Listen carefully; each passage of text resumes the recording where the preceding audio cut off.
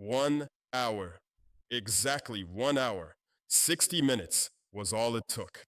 The top military commander of an African army, a country's chief of defense forces, defied America, declared military cooperation suspended, accused the embassy. World media ran headlines. Everyone said, finally, someone is standing up. 60 minutes later, he deleted everything, apologized, said our great friends, the United States, said I was being fed wrong information, and announced that military cooperation would continue as usual. 60 minutes could not last even 1 hour. That is not courage. That is theater. And today I will open every curtain of this theater for you, because this story is not just Uganda's story. This is the living proof of a sentence I spoke in St. Petersburg in 2023.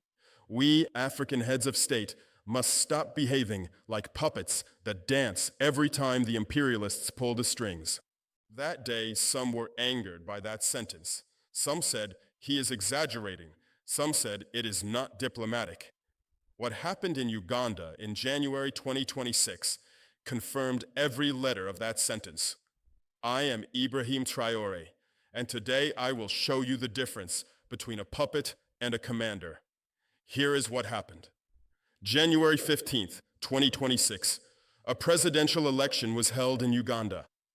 Yoweri Museveni, the man who has been in power for 40 years, was elected for the 7th time.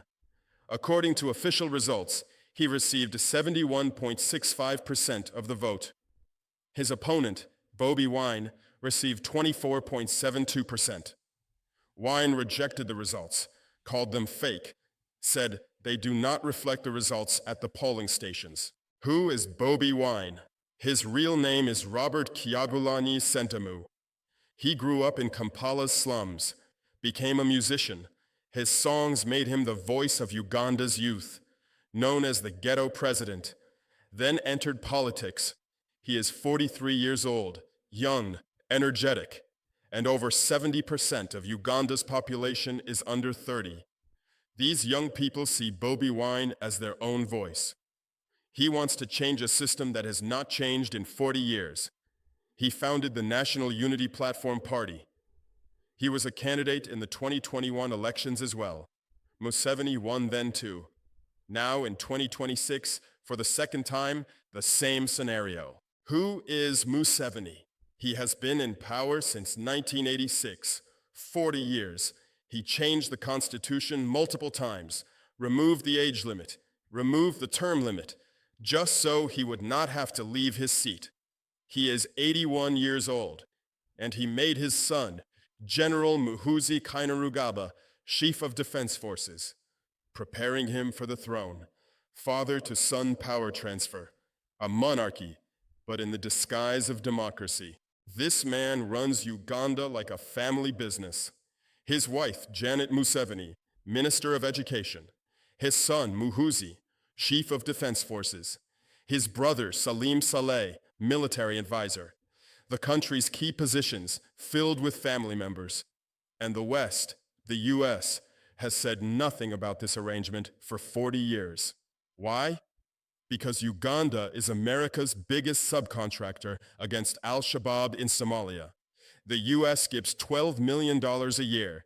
In return, Ugandan soldiers fight the war America wants in Somalia. Museveni is America's hired policeman in Africa, and a hired policeman cannot defy the landlord. After the election, Bobi Wine went into hiding. He said security forces were searching for him. On the night of January 23rd, soldiers raided his home. They grabbed his wife Barbara, strangled her. She had to be hospitalized. Wine managed to escape. And this is where General Muhoozi enters the stage. Muhoozi, Museveni's son, loves social media. On X, formerly Twitter, he constantly posts, threatens people, attacks his enemies, wages wars from behind a keyboard. And this is not the first time. In 2022, he wrote on X that the Ugandan army could capture Nairobi in 2 weeks. He triggered a diplomatic crisis with Kenya. Result? Removed from his position temporarily. In 2022, he posted support for the Tigray rebellion in Ethiopia, had to go to Addis Ababa to apologize in person. Every time the same cycle. Post a tweet, crisis erupts, delete, apologize, carry on. Every time. And never any real consequences because his father is the president. No accountability. After Wine went into hiding, Muhoozi lost his mind. What he wrote on X, listen carefully, was this: "We are most certainly hunting Kabobi. He is wanted dead or alive. It doesn't matter how long it takes us, we will get him." Kabobi, a derogatory name he uses for Bobi Wine, the country's chief of defense forces, hunting the opposition leader, dead or alive. Declaring this not through an official channel, but from X. It did not end there. Muhoozi continued, "We have killed 22 NUP terrorists since last week. I'm praying the 23rd is Kabobi." Understand what you just heard. A chief of defense forces, openly, saying he is praying for the opposition leader to die, and declaring opposition party members terrorists, and sharing that they have been killed. Then he posted a photo of Wine's wife, the moment she was captured by soldiers, with the caption, "We captured and then released Kabobi's wife." She was very helpful in helping us find her husband. This is a chief of defense forces, a country's military commander, doing this from X. Think about that. And then January 30th arrived, Muhoozi's moment of courage. Wine was still hiding. They had not found him for 10 days. Wine posted a video. "The whole army is looking for one person. It has been 10 days. They have failed to find me. That means they are not as strong as they tell you." This drove Muhoozi mad, and he fired off a series of tweets on X. First, an opposition leader kidnapped himself and is missing. According to our best intelligence, he did all this in coordination with the current administration at the US Embassy in our country. Second, because of this situation, we as UPDF suspend all cooperation with the current administration at the US Embassy in Kampala, including joint operations in Somalia. Third, any foreign powers who attempt to smuggle Kabobi outside the country are going to create a serious rupture in relations. These tweets, within hours, hit world media. ABC News, Al Jazeera, France 24, BBC, all ran headlines. Uganda Army suspends cooperation with the US. On social media, people said, finally an African leader is standing up to America. It lasted 1 hour. Exactly 1 hour later, Muhoozi deleted every tweet and wrote this: "I want to apologize to our great friends, the United States, for my earlier tweets that I have now deleted. I was being fed wrong information. I have spoken with the US ambassador to our country, and everything is okay. We are going to continue our military cooperation as usual. Our great friends, I was being fed wrong information. Continue as usual." In 1 hour, from sovereignty declaration to everything is normal. From we are suspending cooperation to continuing as usual. From the US is conspiring against us to our great friends, the United States. The strings were pulled. He danced for 1 hour. Then the strings were pulled back. He sat down in his place. And what happened next? US Senate Foreign Relations Committee Chairman Senator Jim Risch, the very next day, said this: "Commander Muhoozi Kainerugaba has crossed a red line. The US must reevaluate its security partnership, which includes sanctions and military cooperation with Uganda. The president's son and likely successor cannot just delete tweets and issue hollow apologies." Do you hear that? A US senator says deleting tweets and apologizing is not enough, because the US knows that if Muhoozi is a puppet, the strings are in their hands, and a puppet cannot move without permission. And wait, there is more. On January 23rd, CNN correspondent Larry Madowo reported on Muhoozi's tweets. What did Muhoozi do? Blocked Madowo and called him Nsaliti, Swahili for traitor. To a journalist, to a reporter, for reporting the truth, he called him a traitor. Madowo responded, "Journalism's role is to speak truth to power." Muhoozi could not handle even that response. A few days later, he left X entirely. This man, dead or alive to the opposition, our great friends to the US, traitor to a journalist, then deletes everything and runs. Zero consistency, zero character. Courage, negative. Muhoozi then announced he was taking a break from X. 11 years on the platform, and after his own government's information minister, Dario Munsi, said, the chief of defense forces does not speak for the government of Uganda. He likes tweeting, he tweets, he deletes. I do not think they take them as the official position of the government. His own minister, about his own chief of defense forces, saying do not take him seriously. Let us give this picture a name. Power theater, fake courage, performance sovereignty, hollow defiance. Now let me tell you a different story. Mine. January 2023, 4 months after I came to power. I ended France's military presence in Burkina Faso. I terminated the 2018 military agreement. I gave 400 French Special Forces soldiers 1 month. Leave, I said. Why? Because France had been doing counterterrorism in the Sahel for 10 years. Operation Barkhane, 5,000 soldiers, billions in budget. Result? Terror did not decrease. It increased. Over 17,000 civilians, soldiers, and police were killed in our country. Over 2 million people displaced. But, curiously, France's access to the mines was never interrupted. Access to uranium continued. Access to gold continued. Terror increased, but the flow of raw materials never stopped. Because the real purpose was not counterterrorism. The real purpose was to legitimize military presence and protect resources. I saw this, my people saw this, and we ended it. I did not tweet, I did not announce it on X. I notified through official channels with a foreign ministry letter. Macron said, we are awaiting clarifications, said there is great confusion. Our government spokesman Wedra Ogo responded, at the present stage, we do not see how we can make it more clear. And France withdrew. In February 2023, with a flag-lowering ceremony, the last soldier departed. We did not step back. We did not apologize. We did not say our great friend France. We did not say we were misinformed. We did not delete any tweets because there was nothing to delete. We meant every word we said. And then what happened? In September 2023, we expelled the French defense attaché for subversive activities. In April 2024, we expelled 3 more French diplomats. In December 2023, we arrested 4 French officials on espionage charges. We suspended French media, and what could France do? Nothing. They said unfounded accusations and left. Because we did not tweet, we acted. We did not perform, we executed. We did not play theater, we made history.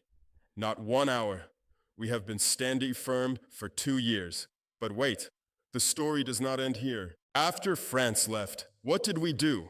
We filled the void with our own strength. We created the VDP, over 90,000 volunteers for the defense of the homeland. Women, farmers, young people, they took up arms and defended their country. The West called them militia. We called them patriots. And they accomplished in 2 years what the French army could not do in 10. We nationalized gold mines. We took back 2 mines from a London Stock Exchange listed company. We are building our own gold refinery. Our gold no longer goes to London. It stays in Ouagadougou. We established the AES with Mali and Niger. We left ECOWAS. We created our own alliance. We built our own security architecture. And when ECOWAS imposed sanctions, when Côte d'Ivoire closed the border, when our only exit was cut, we did not surrender. We opened new railway corridors. The Tema Corridor, 950 kilometers to Ghana. We are building our own rail factory. We opened tomato factories, 3 in 14 months, pasta and flour plants, fish farms. And on December 31st, 2025, I declared we have achieved food self-sufficiency. This is not 1 hour of theater. This is 2 years of revolution. Do you see the difference? Muhoozi tweeted, "We signed decrees." Muhoozi deleted, "We executed." Muhoozi apologized, "We got results."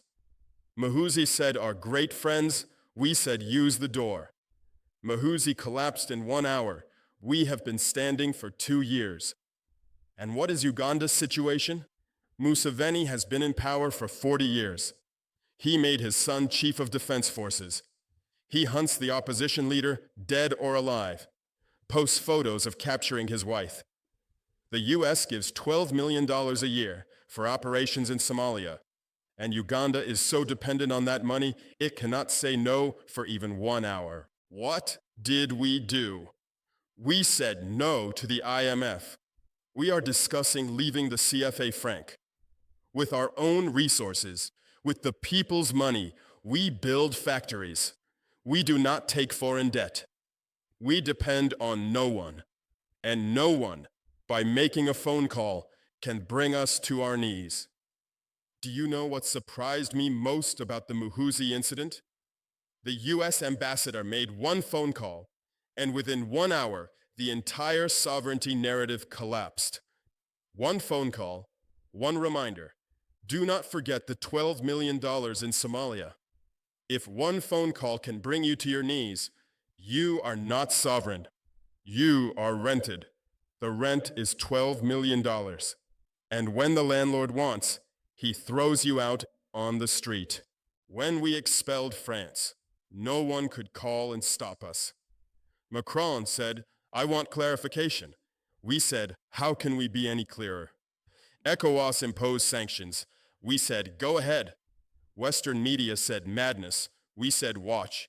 And 2 years later, food self-sufficiency, railway, factories, alliance. The results speak for themselves. Sovereignty is not declared by tweet. Sovereignty is built with factories, farms, railways, and armies. If you cannot last 1 hour, sovereignty does not exist. The moment you say, "Our great friends," sovereignty is dead. And this is not just Uganda's problem. Look at Africa. How many leaders are truly sovereign? How many do not change their stance when the US or France or Britain makes a phone call? How many can say no when the IMF imposes credit conditions? In Gabon, Ali Bongo, the 55-year Bongo dynasty, France's loyal ally, he was overthrown in 2023. France did not intervene because it no longer had the power to do so. In Niger, Bazoum, France's last stronghold, was overthrown. 1,500 French soldiers were there. They had to withdraw. The people took to the streets, set fire to the French embassy walls, raised Russian flags. In Chad, the Déby dynasty, France's 30-year subcontractor, in November 2024, showed France the door. 1,000 French soldiers received orders to withdraw. Everywhere the same story. The people awakened. Leaders either walked with the people or were pushed aside by them. The old order no longer works. Africa since 2022 is a different continent, but some places are still in the old order. Uganda is still in the old order.